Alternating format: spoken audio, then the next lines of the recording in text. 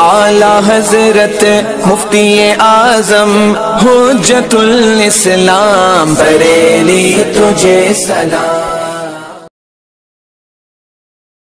السلام علیکم ورحمۃ اللہ تعالی وبرکاتہ۔ مرکز اہل سنت جامعہ رضویہ منظر اسلام کے یوٹیوب چینل ہم سبق درس نظامی میں آپ کا خیر مقدم ہے۔ پیارے بچوں، جنہوں نے ہمارے چینل کو اب تک سبسکرائب نہیں کیا ہے وہ ضرور سبسکرائب کر لیں اور بیل آئیکن بھی دبا دیں تاکہ ہر ایک ویڈیو کی نوٹیفیکیشن اپلوڈ کرتے ہی آپ تک پہنچ جائے، اور اپنے ساتھیوں سے بھی شیئر کریں۔ بات پسند آئے تو لائک بھی کریں اور اپنے قلبی تأثر کو کمنٹ کر کے ضرور بتائیں۔ اب آپ کے سامنے جامعہ رضویہ منظر اسلام کے ایک اہم اور ماہر استاد حضرت مولانا مفتی محمد ابراہیم صاحب قبلہ ہدایہ کا درس دیں گے۔ آپ ان کی گفتگو کو بغور سماعت فرمائیں۔ بسم اللہ الرحمن الرحیم۔ وطلاق الحامل یجوز عقیب الجماع۔ عورت اگر حاملہ ہے اور شوہر اس کو بعد وطی بھی طلاق دے دے تب بھی یہ طلاق دینا جائز ہے، جبکہ اگر موطوعہ عورت ہو تو اس کو وطی کے بعد طلاق دینا جائز نہیں ہے، لیکن حاملہ کو دینا جائز ہے۔ ایسے ہی ماقبل میں آپ نے پڑھا کہ اگر عورت ایسی ہے کہ جسے حیض نہیں آتا صغر یا کبر کی بنیاد پر تو اسے بھی بعد وطی طلاق دینا جائز ہے، اس لیے کہ جب عورت حاملہ ہے تو اس کی عدت میں کوئی شبہ نہیں ہوگا، چونکہ یقین سے یہ بات معلوم ہے کہ اس کی عدت وضع حمل ہے، اور موطوعہ میں جو عدت بعد وطی طلاق دینے کی ممانعت ہے وہ اس بنیاد پر ہے کہ حمل کا اشتباہ ہو جائے گا، کہ اب یہ معلوم نہ ہو سکے گا کہ وہ غیر حاملہ ہے۔ اگر غیر حاملہ ہے تو عدت اس کی 3 حیض ہو،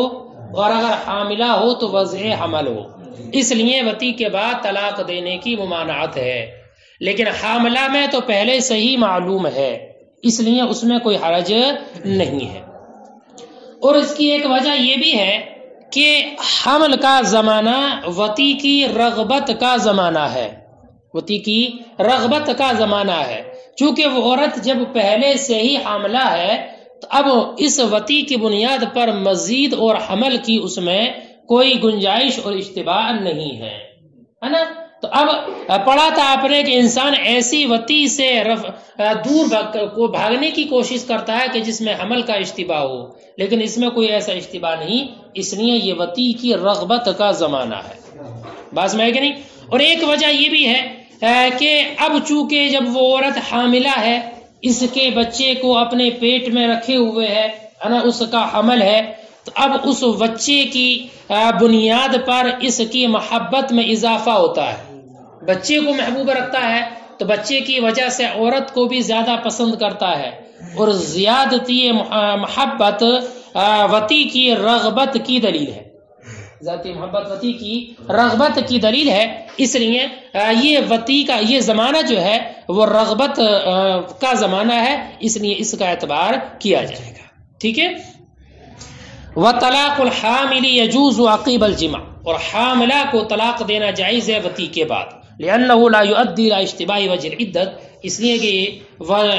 عدت کے اشتباہ کی طرف نہیں لے جاتی۔ والزمان الحمل زمان الرغبت فی الوطی، اور حمل کا زمانہ رغبت کا زمانہ ہے وطی میں، لکونہ غیر معلق، اس لیے کہ وہ حمل والی وطی نہیں ہے۔ او فیہا لمکان ولدی منہا، یا اس میں اس عورت سے بچے کے امکان کی وجہ سے، بچے کے امکان ہے، بچہ ہونا ممکن ہے اس سے بچی کے، فلا یقل الرغبت بالجماع، تو رغبت کم نہیں ہوگی جماع کرنے کی بنیاد پر۔ وَيُطَلِّقُهَا لِلسُّنَّةِ ثَلَاثًا يَفْصِلُ بَيْنَ كُلِّ تَطْلِيقَتَيْنِ بِالشَّهْرِ۔ سنو، عورت اگر حاملہ ہے اور عورت کو وہ سنت طلاق دینا چاہتا ہے، فرماتے اس کے لیے حکم یہ ہے کہ وہ اس کو ایک طلاق دے، اور دوسری طلاق دینے کے درمیان 1 مہینے کا فاصلہ کرے، 1 مہینے کا فاصلہ کرے، جیسے کہ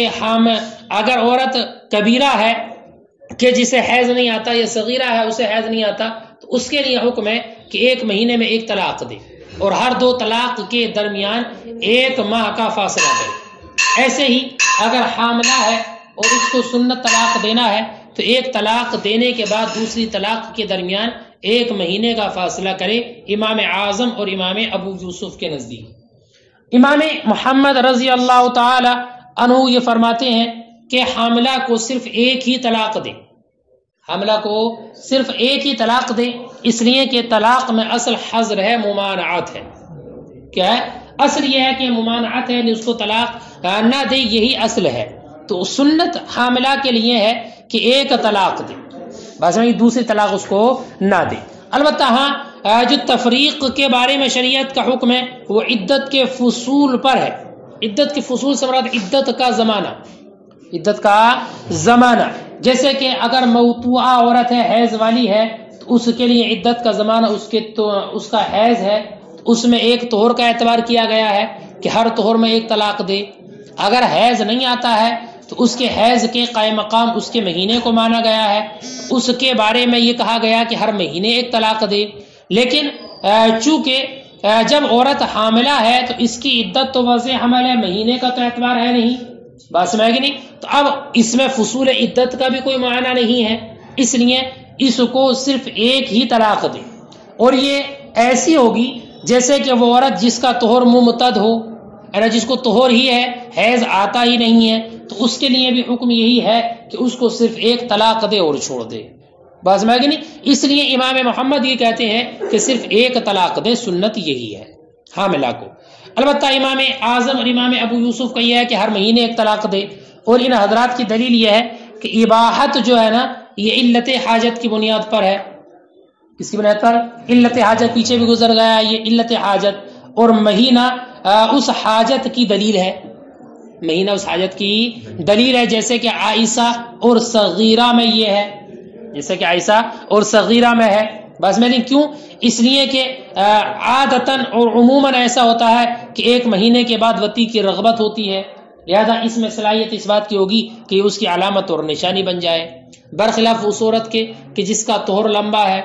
نا، لمبا طہور ہے، اس کو طہور ہی رہتا ہے۔ بات سمجھ نہیں؟ کیوں؟ اس لیے کہ اس کے حق میں تو وہ طہور ہی اس کی نشانی ہے، بات سمجھ نہیں؟ کون سی؟ وہ جس کا طہور ہی لمبا رہتا ہے، اس کو حیض آتا ہی نہیں ہے، تو اس پر اس عورت کو قیاس نہیں کیا جائے گا، کیونکہ اس کا تو چند دنوں کے بعد حمل جن دے گی، یہ بچہ پیدا ہو جائے گا تو اس کو پھر سے حیض آنے لگے گا، لیکن اس میں یہ امید بھی نہیں ہوتی ہے، بات سمجھ رہے نہیں؟ فرماتے وَيُطَلِّقُهَا لِلسُّنَّةِ ثَلَاثًا، اور اس کو سنت کے اعتبار سے 3 طلاق دے، يَفْصِلُ بَيْنَ كُلِّ تَطْلِيقَتَيْنِ بِشَهْرٍ، اور فصل کرے ہر 2 طلاقوں کے درمیان 1 مہینے سے، امام اعظم کے نزدیک، وابی یوسف، امام ابو یوسف کے نزدیک، وقال محمد، اور امام محمد نے فرمایا لا يُطَلِّقُهَا لِلسُّنَّةِ إِلَّا وَاحِدَةً، اس کو سنت والی طلاق نہ دے مگر صرف 1، لأن الأصل فی الطلاق الحظر، اس لیے کہ طلاق میں اصل بولو حظر ہے، ممانعت ہے۔ وقد ورد الشرع بالتفریق، اور شریعت وارد تفریق کے بارے میں، تفریق ہے 3 طلاقیں تھے 3 بار میں، علی فصول عدت، فصول عدت پر، ٹھیک ہے۔ والشہر فی حق الحامل لیس من فصولها، اور مہینے حاملہ کے حق میں اس کے فصول عدت سے نہیں ہے، چونکہ ایک زمانہ ہے وہ تو۔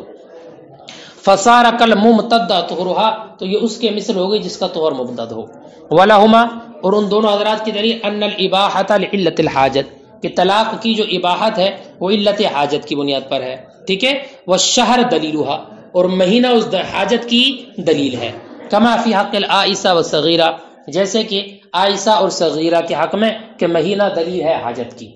وَهَذَا لِأَنَّهُ زَمَانُ تَجَدُّدِ الرَّغْبَةِ، اور وہ اس لیے ہے کہ یہ تجدد رغبت کا زمانہ ہے، عَلَى مَا عَلَيْهِ الْجِبِلَّةُ السَّلِيمَةُ، اس کے مطابق جس پہ جبلت سلیمہ ہے۔ عادتاً عموماً ایسا ہوتا ہے کہ 1 مہینے میں کیا رغبت کا زمانہ ہوتا ہے۔ فَصَلُحَ عَالَمًا وَدَلِيلًا، تو اصلاحیت رکھے گا عمل بننے کی اور عالم بننے کی نشانی اور دلیل بننے کی، بخلاف اس عورت کے الممتدہ طہرها، کہ جس کا طہر ممتد ہو، لأن العالم فی حقها، اس لیے کہ علامت اس عورت کے حق میں انما هو الطہر، وہ کیا وہی پاکی کا زمانہ ہے، وہ مرجو فیہا فی کل زمان، اور وہ ہر زمانے میں اس میں کیا مرجو ہے، اس کی امید ہے، ولا یرجع مع الحبل، لیکن حمل کے ساتھ اس کی امید نہیں کی جا سکتی، سمجھ گئے بات نہیں؟ وَإِذَا طَلَّقَ الرَّجُلُ امْرَأَتَهُ فِي حَالَةِ الْحَيْضِ وَقَعَ الطَّلَاقُ۔ اب ایک مسئلہ اور یہ ذکر کرتے ہیں کہ حالت حیض میں طلاق دینا جائز نہیں، جانتے ہیں طلاق بدعت ہے، حالت حیض میں دینا بدعت طلاق ہے، لیکن اگر مرد نے اپنی بیوی کو حالت حیض میں طلاق دے دی تو طلاق واقع ہو جائے گی، طلاق واقع ہو جائے گی، اس لیے کہ طلاق دینے سے جو نہیں ہے نا حالت حیض میں، وہ ایسے معنی کی بنیاد پر ہے جو اس کے غیر میں ہے۔ اس کے غیر میں کیا کہ اگر وہ اس عورت کو طلاق دے گا حالت حیض میں تو اب اس کی عدت کا لمبا ہونا لازم آئے گا، عدت لمبی ہو جائے گی، تو اس تطویل عدت کی بنیاد پر حکم یہ دیا ہے کہ وہ اس کو حالت حیض میں طلاق نہ دے۔ تو حیض کی حالت میں جو طلاق کی ممانعت ہے طلاق کی بنیاد پر نہیں ہے بلکہ ایسے معنی کی بنیاد پر ہے جو غیر میں ہے، تطویل عدت جو معنی ہے، لہذا اس تطویل عدت کی بنیاد پر طلاق کی جو مشروعیت ہے وہ ختم نہیں ہوگی، مشروعیت طلاق وہ ختم نہیں ہوگی، باقی رہے گی، اس لیے اگر اس نے طلاق دے دی ہے تو طلاق واقع ہو جائے گی۔ البتہ ہاں مستحب یہ ہے کہ عورت سے رجعت کر لے، مستحب یہ ہے کہ اس سے رجعت کر لے، اس لیے کہ نبی اکرم صلی اللہ علیہ وسلم نے حضرت عمر رضی اللہ تعالیٰ عنہ سے فرمایا تھا مر ابنہ کا، اپنے بیٹے کو حکم دے کہ وہ رجعت کر لیں۔ حضرت عبداللہ ابن عمر نے اپنی بیوی کو حالت حیض میں طلاق دے دی تھی، حالت حیض میں نبی اکرم کی بارگاہ میں جب معاملہ پہنچا تو آپ نے حضرت عمر سے کہا تھا کہ اپنے بیٹے سے کہو کہ وہ اس سے رجعت کر لے، بس میں نہیں کہ اس نے حالت حیض میں طلاق دے دی ہے تو اپنے بیٹے کو حکم دو کہ وہ رجعت کر لے۔ تو یہ قول اس بات کا افادہ کرتا ہے کہ طلاق واقع ہو گئی تبھی تو رجعت کا حکم دیا، ارے حالت حیض میں طلاق واقع ہوئی تبھی تو اللہ کے رسول نے رجعت کا حکم دیا۔ اور ایک بات اس سے یہ بھی سمجھ میں آتی ہے کہ اس قول کے ذریعے رجعت پر ابھارنا بھی ہے کہ اگر کسی نے حالت حیض میں طلاق دے دی ہے تو حکم یہ ہے کہ رجعت کر لے، حکم یہ ہے کہ رجعت کر لے۔ اب بعض علماء نے تو یہ کہا کہ رجعت کرنا مستحب ہے، کیا رجعت کرنا مستحب ہے، لیکن صحیح یہ ہے کہ رجعت کرنا واجب ہے۔ اگر حالت حیض میں طلاق دے دی ہے تو واجب یہ ہے کہ وہ اس عورت سے رجعت کر لے۔ دلیل اس پر یہ ہے کہ یہاں پر اللہ کے رسول نے امر کا صیغہ استعمال فرمایا مر ابنہ کا، انا جو وجوب پر دلالت کرتا ہے، اس لیے حکم یہ ہے کہ اب یہ رجعت کرنا جو ہے وہ واجب ہے، تو حقیقت امر پر عمل کرتے ہوئے ایسا کہا گیا ہے۔ دوسری وجہ یہ ہے کہ حالت حیض میں طلاق دینا جائز نہیں ہے، تو طلاق دے کر اس نے ایک گناہ کا ارتکاب کیا ہے، اس لیے حتی الامکان جہاں تک ہو سکے اس گناہ کو ختم کیا جائے، اور ختم کرنے کا طریقہ یہی ہے کہ وہ رجعت کر لے، کیا ہے رجعت کر لے۔ دیکھو وَإِذَا طَلَّقَ الرَّجُلُ امْرَأَتَهُ فِي حَالَةِ الْحَيْضِ، اور جب عورت کو طلاق دے دی مرد نے حالت حیض میں، وقع طلاق، تو طلاق واقع ہو گئی، لأن النهي عنه لمعنى في غيره، اس لیے کہ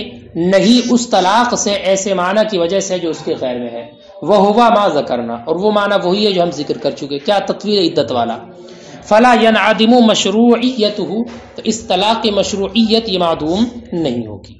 وَيَسْتَحِبُّ لَهُ أَن يُرَاجِعَهَا، اور اس کے لیے مستحب ہے کہ اس عورت سے رجعت کر لے، لقولی علیہ السلام، نبی اکرم کے اس قول کی بنیاد پر حضرت عمر سے جو تھا مر ابنہ کا، اپنے بیٹے کو حکم دے فلیراجعها، کہ وہ رجعت کر لے، وقد طلق فی حالت الحیض، حضرت عبداللہ نے طلاق دے دی تھی اپنی بیوی کو حالت حیض میں، وهذا يفيد الوقوع والحث على الرجعہ، اور یہ ارشاد افادہ کرتا ہے طلاق کے واقع ہونے کا اور رجعت پر ابھارنے کا، ٹھیک ہے۔ ثم الاستحباب قول بعض المشائخ، پھر استحباب والا جو حکم رجعت کے یہ بعض مشائخ کا قول ہے، والاصح انه واجب، اور صحیح یہ ہے کہ رجعت کرنا واجب ہے، عملا بحقیقت الامر، حقیقت امر پر عمل کرتے ہوئے کہ امر وجوب کے لیے آتا ہے، ورفعا للمعصیت بقدر الممکن، اور بقدر امکان گناہ کو ختم کرنے ہوئے، برفع اثرہ، اس کے اثر کو ختم کرے، کس کے طلاق کے اثر کو ختم کر کے، طلاق کا اثر عدت ہے تو اسی کو ختم کر دے، ودفعا لضرر تطویل العدہ، اور تطویل عدت کو ضرر کو دفع کرتے ہوئے، بات سمجھ آگے نہیں؟ قالا فرماتے امام قدور فاذا طہورت وحاضت، اب طلاق دے دی ہے، کیا طلاق دی حالت حیض میں، لیکن طلاق دینا جائز نہیں تھا تو واقع تو ہو گئی، اب حکم یہ ہے کہ وہ رجعت کر لے، ہے نا، تو فرماتے ہیں اس کے بعد اگر عورت حیض سے پاک ہو جائے ہے نا، اور اس حیض سے پاک ہو گئی تو طہور کا زمانہ آئے گا، پھر اس کو حیض آئے، پھر جو طہور کا زمانہ آئے گا دوسرا والا طہور، اگر چاہتا ہے تو اس طہور میں طلاق دے دے، چاہتا ہے، اور اگر تب تک حالات درست ہو گئے، صحیح ہو گئے، بیوی بنا کر رکھنا ہی چاہتا ہے تو کوئی حرج نہیں، ویسے ایک دوسرے کے ساتھ رہیں۔ بات میں ہے کہ نہیں؟ اصل میں امام محمد نے مبسوط میں یہی ذکر کیا ہے، کیا کہ عورت کو حالت حیض میں طلاق دی تو رجعت کر لے، پھر وہ پاک ہو جائے، پھر حیض آئے، پھر پاک ہو جائے تو اس کو طلاق دے۔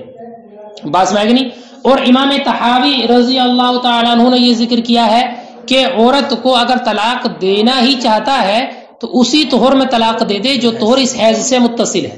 یعنی اس حیض کے بعد جو پاکی کا زمانہ آئے گا اسی طہور میں طلاق دے دے۔ بات سمجھ آئے گا نہیں؟ اور امام محمد کا جو قول ہے مبسوط میں وہ یہ ہے کہ نہیں، ایک حیض یہ ہے، اس کے بعد پاکی کا زمانہ ہوگا، پھر حیض آئے، پھر جو طہور آئے گا اس میں طلاق دے۔ امام ابو الحسن کرخی رضی اللہ تعالیٰ عنہ نے یہ کہا ہے کہ امام طحاوی نے جو ذکر کیا ہے کہ اسی پاکی کے زمانے میں طلاق دے دے جو اس سے متصل ہے، یہ امام اعظم کا قول ہے، ٹھیک ہے۔ اور جو اصل مبسوط میں ذکر کیا گیا وہ صاحبین کا قول ہے، کس کا قول ہے؟ صاحبین کا۔ اور اس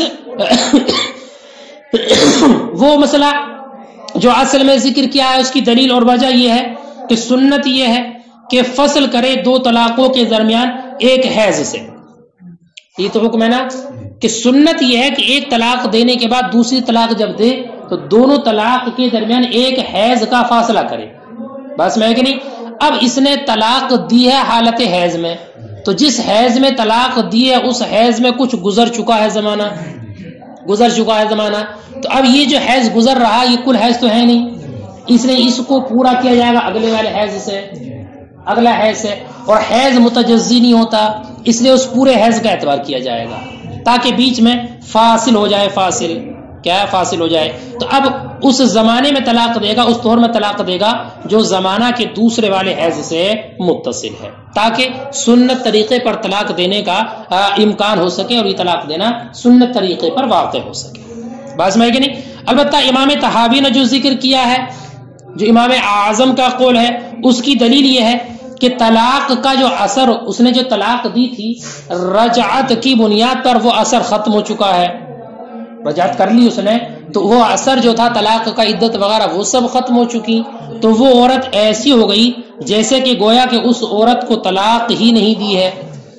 کیا ہے؟ طلاق ہی نہیں دی گئی۔ جب طلاق ہی نہیں دی گئی تو اب اس کو اس طہر میں طلاق دینا مسنون ہوگا جو طہر کے حیض سے متصل ہے۔ بات سمجھ گئے؟ فرماتے ہیں فَإِذَا طَهُرَتْ وَحَاضَتْ، تو جب عورت پاک ہوگی اور حائضہ ہوئی، ثم طہرت، پھر پاک ہوئی، فَإِنْ شَاءَ طَلَّقَهَا، اگر چاہتا ہے تو طلاق دے دے، وَإِنْ شَاءَ أَمْسَكَهَا، اور اگر چاہے تو اس کو روک لے۔ قال، فرماتے ہیں مصنف، وَهَكَذَا ذُكِرَ فِي الْأُصُولِ، فی الاصل، ایسے ہی اصل یعنی مبسوط میں ذکر کیا گیا ہے۔ وذکر الطحاوی، اور امام طحاوی نے ذکر کیا ہے، انہ یطلقها فی الطہر الذی یلی الحیضۃ الاولی، کہ اس کو طلاق دے اسی طہر میں جو پہلے والے حیض سے متصل ہے۔ قال ابو الحسن کرخی، امام ابو الحسن کرخی کہتے ہیں، ما ذکر الطحاوی قول ابی حنیفہ، جو امام طحاوی نے ذکر کیا وہ امام اعظم کا قول ہے، وما ذکر یا ذکر فی الاصل، اور جو اصل میں ذکر کیا گیا وہ امام صاحبین کا قول ہے۔ ووجہ المذکور فی الاصل، اور اس کی وجہ جو ذکر کیا اصل میں، ان السنہ، اس کی دلیل یہ ہے کہ سنت یہ ہے، ان یفصل بین کل طلاقین بحیضۃ، کہ فصل کرے ہر دو طلاقوں کے درمیان ایک حیض سے، والفاصل ہا ہنا بعد الحیض، اور فاصل جو بن رہا ہے یہاں پر بعد حیض۔ بس میں کیوں ہے بعد حیض ہے کہ جس حیض میں طلاق دی اس کا کچھ حصہ گزر گیا ہے، فتکمل بالثانیہ، تو اس کو پورا کیا جائے گا دوسرے سے، ولا تتجزی، اور حیض متجزی نہیں تو لہذا وہ پورا اعتبار کیا جائے گا۔ وَإِذَا تَكَامَلَتِ الْحَيْضُ الثَّانِيَةُ، اور جب پورا حیض اس کا مکمل ہو کر اعتبار مانا جائے گا، فَالطُّهْرُ الَّذِي يَلِي، تو وہ طہر جو اس سے متصل ہے زمان السنہ، سنت طلاق کا زمانہ ہوگا۔ فَأَمْكَنَ تَطْلِيقُهَا عَلَى وَجْهِ السُّنَّةِ، اب ممکن ہوگا اس عورت کو طلاق دینا سنت کے طریقے پر۔ وَوَجْهُ الْقَوْلِ الْآخَرِ، اور دوسرے قول کی وجہ جو امام اعظم کا ہے، طحاوی میں جو مذکور ہے وہ یہ ہے، ان اثر الطلاق قد انعدم بالمراجعۃ، کہ طلاق کا اثر یہ ختم ہو چکا ہے رجعت کی بنیاد پر، فصار کأنہ لم یطلقها فی الحیض، تو یہ عورت ایسی ہو گئی گویا کہ اس کو حالت حیض میں طلاق ہی نہیں دی ہے۔ فیسن تطلیقها فی الطہر الذی علیہ، تو مسنون ہوگا اس کو طلاق دینا اسی طہر میں جو طہر کے اس سے متصل.